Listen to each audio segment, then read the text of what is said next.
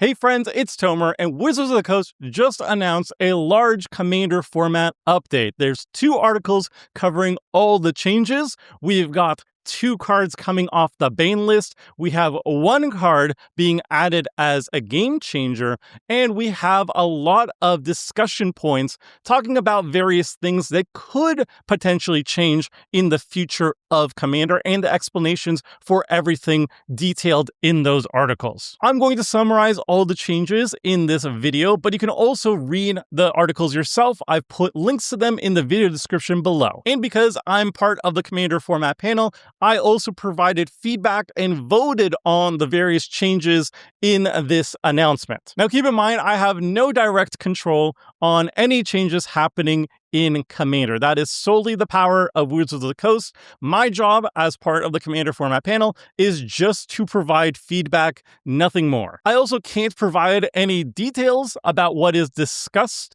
in the Commander format panel. I signed an NDA and all that stuff, but I can provide my own insight on these changes and how I voted on these topics. So that's what we're going to be doing here in this video. We're going to summarize all the changes, all the things discussed in the articles, and I'm going to provide my own perspective on these topics and how I voted on things. So we begin with the most impactful stuff, the unbans. And the first card getting unbanned is Biorhythm. Biorhythm is a very powerful card. For 8 mana, you could potentially just outright win the game. If you have creatures and your opponents have no creatures, you cast Biorhythm. If it resolves, bam, you have won the game. GG. There are situations where Biorhythm will secure an easy victory, or at the very least, kill one person who doesn't have and happen to have any creatures on the battlefield at a given time. Like, let's say somebody before you wipes the board, and then on your turn, you untap, you cast a 1-drop creature like a Llanowar Elves, and then you also Biorhythm. The other persons who haven't had a chance to respond and redeploy creatures after the board wipe are just dead, basically. Or, I guess, best case scenario for using Biorhythm, you pair it up with Cyclonic Rift, where on the end step before your turn, you cast an overloaded Cyclonic Rift, you bounce all your opponent's creatures back to their hand, and then on your turn, you untap, you cast Biorhythm. That's probably GG as well. You've killed everybody else. So the reason why it got initially banned is it just kind of felt anticlimactic. You know, like the game is going, and then suddenly life totals don't matter. Everybody who doesn't have creatures just dies. So I guess initially the previous rules committee just thought that wasn't really a fun way for a game of Commander to end. However, you know, decades pass and power creep happens, and Biorhythm just doesn't seem like as strong of a finisher as it could have been, you know, in the early 2000s or whatever. And we've also had a precedent of other like super game warping, high mana value sorceries being unbanned and nothing really happening to them.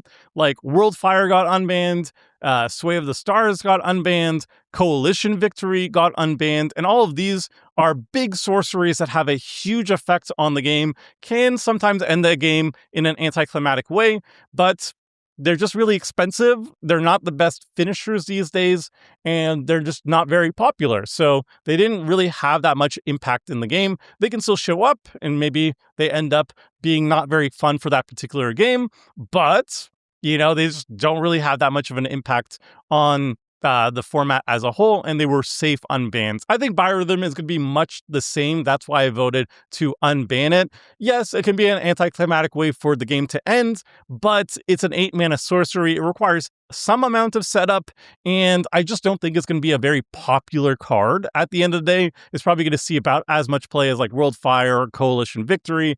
It'll show up once or twice. Maybe it's not the most enjoyable way to finish a game of Commander, but I just don't think it's going to have that much impact. So I think it is safe as like a game changer or whatever. Also, slight tangent / criticism of how Commander is looking right now.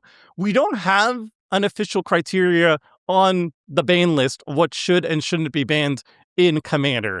And I think that's a little bit weird. Like, I think if the Commander format panel is being asked whether or not things should be banned or unbanned, I think we should at least have a baseline criteria on what constitutes a card should or shouldn't be banned in Commander. I know the previous rules committee had a definition, a guideline on what should and shouldn't be banned. It was a little bit vague, but basically the two main things that they were looking for is a card that the vast majority of Commander players finds unfun, but then is also a card that is also what they call ubiquitous, something that sees a lot of play. So it's an unfun card that you're going to be encountering a lot of times, high frequency weight in your average Commander play groups. So an example of a card that is majority of people find unfun, but isn't ubiquitous is something like Winter Orb. Winter Orb, generally an unfun card. People want to be casting their spells,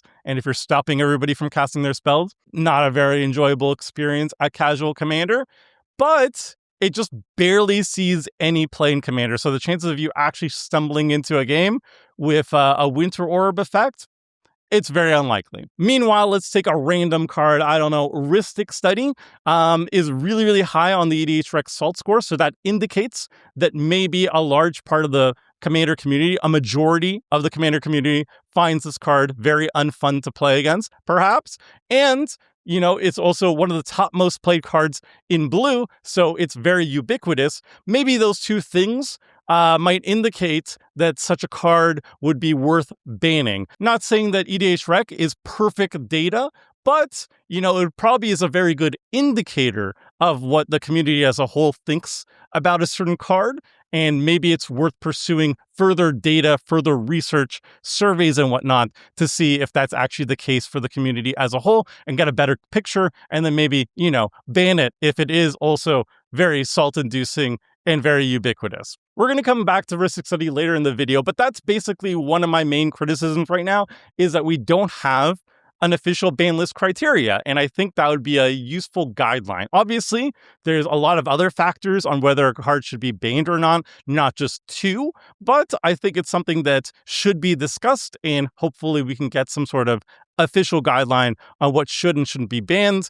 and then that could be a good launching off point on whether or not cards should be banned or not. Anyway, the second card getting off the ban list is Lutri, the Spell Chaser, everyone's favorite otter. Lutri was banned on release because it's essentially a free companion for any deck that has access to both blue and red. The whole point of companions is that you have to impose deck building restrictions in order to get the value of having a companion for your deck, and Lutri just offers zero restrictions because of the nature of Commander being 99 cards singleton. So you give up nothing and you just get a free companion. Obviously, that's not ideal, and so the entire card just got banned. Now it's unbanned, but it's still banned as a companion. So you can still run it as your Commander, you can put it in the 99, but you cannot put it in the companion zone of your Commander decks. Now, I actually voted against unbanning Lutri, and I think I was like one of the only people who actually is against unbanning this card. And the reason isn't because I think Lutri is too powerful. I think the card is absolutely fine power-wise as a commander or as part of the 99. I have no issues with it in terms of power level. I just don't like the idea of introducing banned as a companion as an extra rule thing to Commander. I prefer keeping the rules as simple as possible. Commander is already wildly complicated. I don't like adding extra complexity when it can be avoided. And throwing in an extra rule of banned as companion doesn't seem worth it to me for a single card. But apparently, like Lutri, there's like a huge demand for it. I've personally never seen it in my circles. I've never heard about this huge push to unban Lutri, but apparently that is the case. And so because of that, it's getting unbanned, and they're adding a special rule of banned as companion now into Commander. So yeah, I voted against this not because the card is too powerful, but rather because I don't want to throw in a new exception to the rules in the ban list where we now have a category banned as companion. I don't think it's worth it for one card. And obviously this also opens the floodgates for discussions about bringing back banned as commander, another thing that I'm also not very interested in. The article also acknowledges this as that it could open the doors for people talking about banned as commander, and reiterates there's no interest in doing that right now, but we've already opened the floodgates in a way. The discussion point is now open.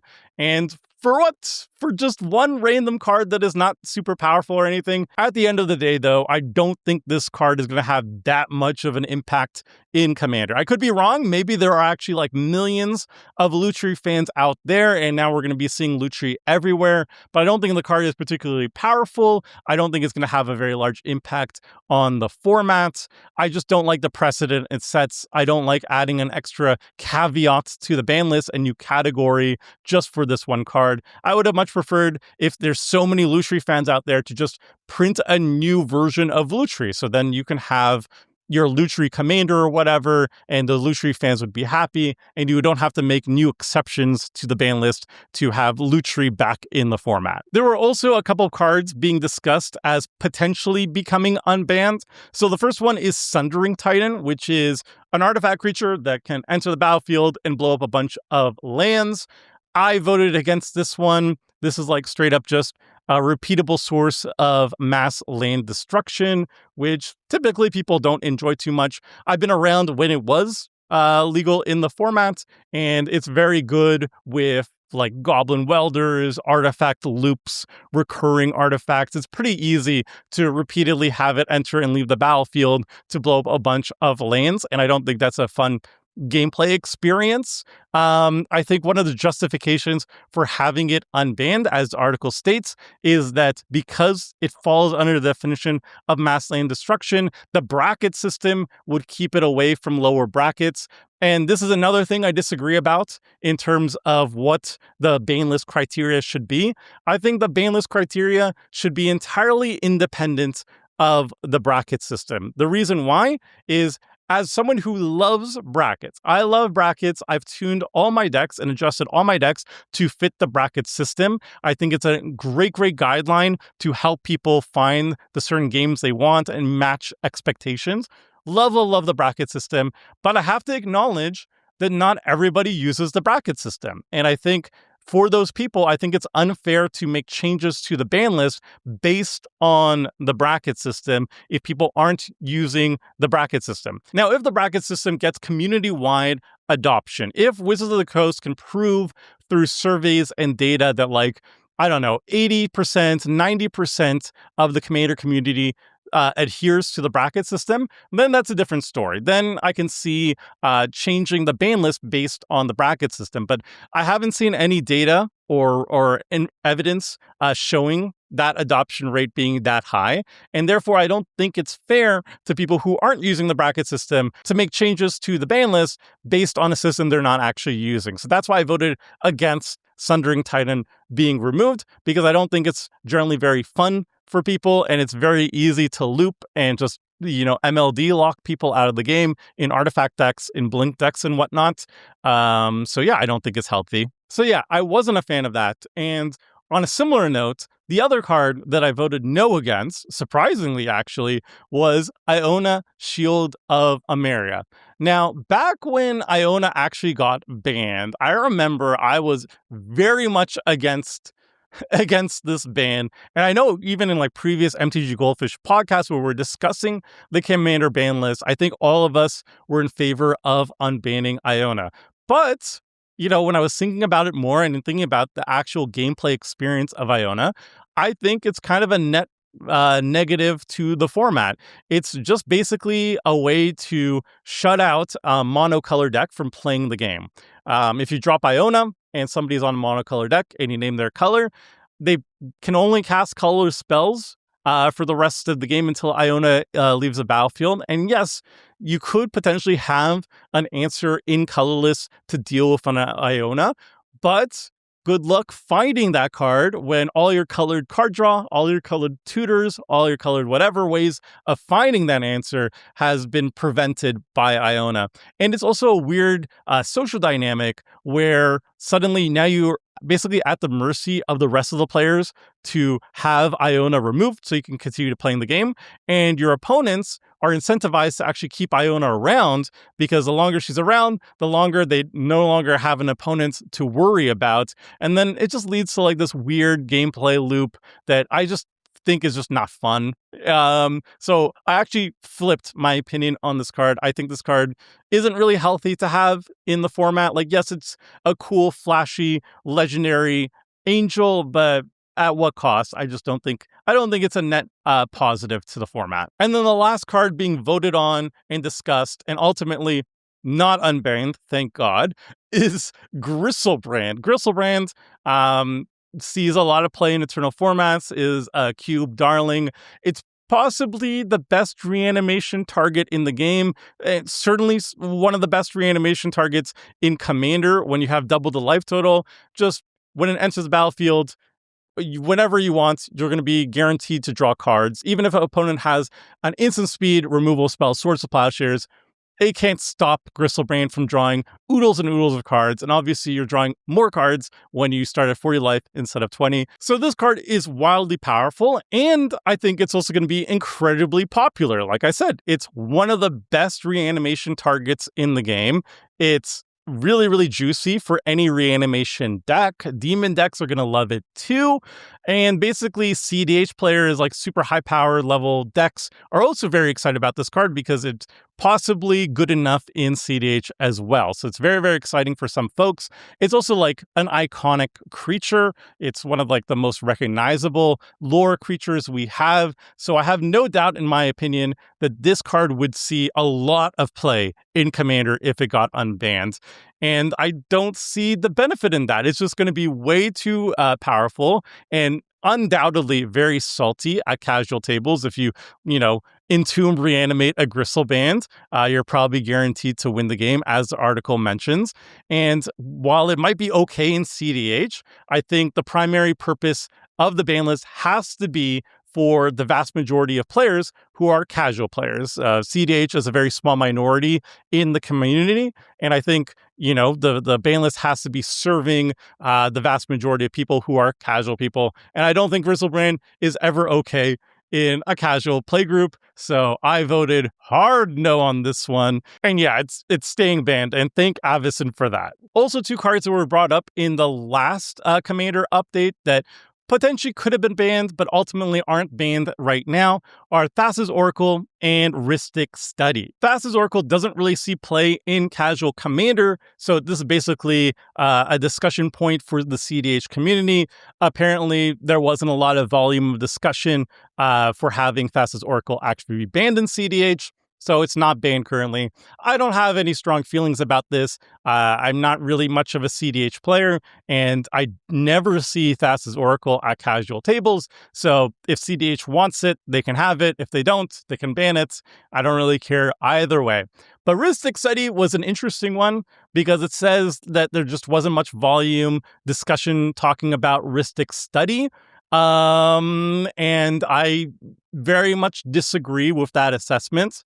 I've been seeing a lot of chatter about Rhystic Study. Like, as soon as Wizards of the Coast announced the date of these articles dropping, I saw a lot of chatter of Rhystic Study. Everywhere, people are anticipating it getting banned and stuff. So yeah, it's definitely a sticking point in the community, in my opinion, or at least from what I've seen. And as I've said previously, I think the two major categories for potentially banning a card is finding out cards that the vast majority of Commander players find very unfun, and also is ubiquitous, so that you're going to run into those unfun cards a lot of the times. Rhystic Study checks both boxes to me, at least initially. Again, EDH Rec is not going to be the end-all, be-all, most accurate depiction of the community at large. You're going to have to do surveys. You're going to have to do other research to get a more fair and accurate picture of the things. But I think that's at least a good starting point. I would very much like to see surveys conducted, research conducted to see what the community at large thinks about Rhystic Study. I could be wrong, but I think most people would prefer the card to be gone. Obviously, a lot of people would like it to stay, but I want to see what the vast majority of people think about this card. And if I'm wrong, if it's like 50-50 or something like that, like if it's less than like 80% of people say ban it, if it's like 70% of people say ban it, I'd say keep it, But if it's the vast majority of people, get rid of it already. That's my opinion. I know I'm going to get hated.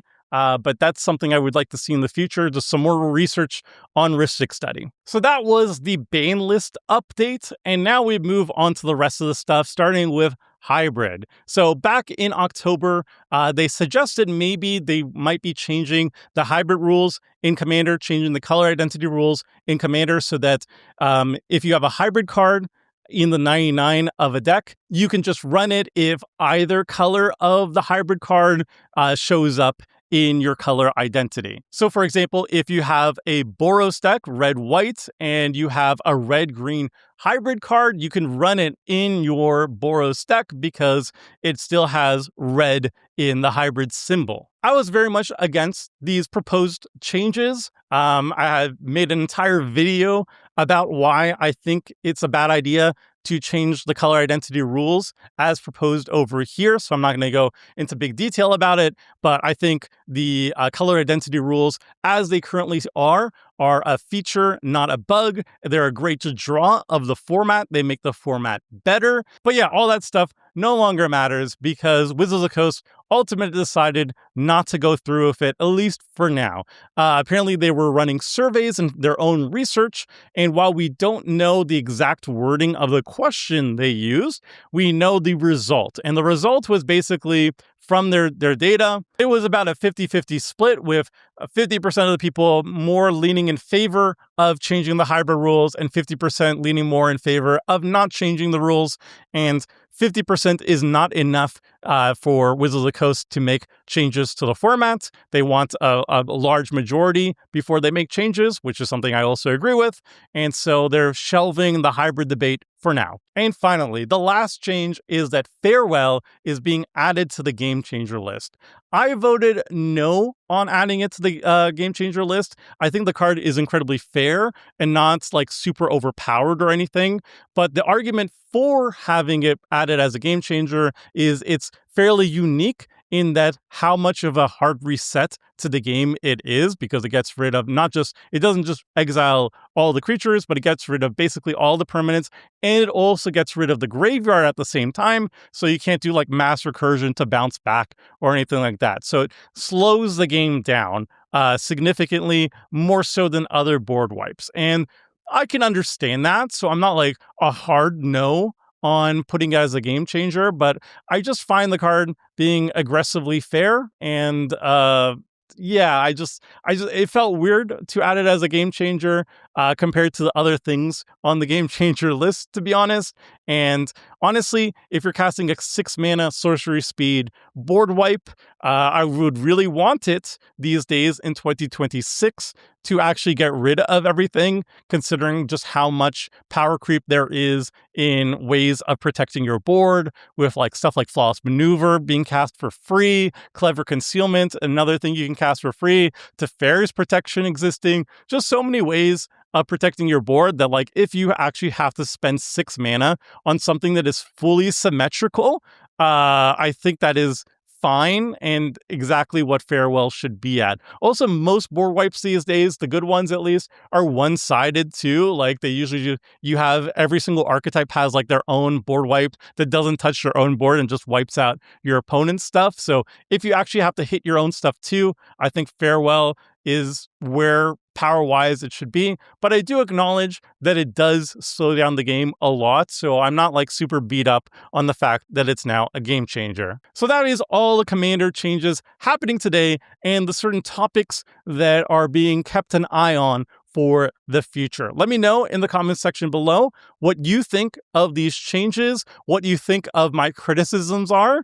And yeah, I would love to hear your insights. I love hearing other perspectives on these topics. And yeah, that's all I got for now. So until next time, friends, see ya.